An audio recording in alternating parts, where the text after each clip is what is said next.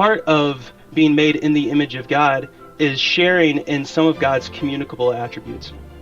And so, as you talked about before in a past episode, the aseity of God, his eternality, that's an incommunicable attribute.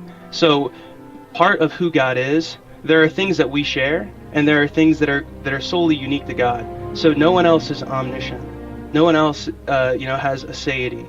No one else is omnipresent. We don't share those things with God, but being made in his image, we do share in he has a will. We share in love and in power and wisdom.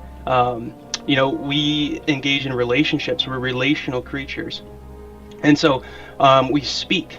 We form words like our God. And so being made in the image of God, there's an ontological component that is pressed into humanity, that God is imaging himself. And so when we think of trying to understand ourselves, we have to understand God, but there's also a sense in which God is revealing himself through creation. He's revealing his image, the image of who he is, through the people that he's created.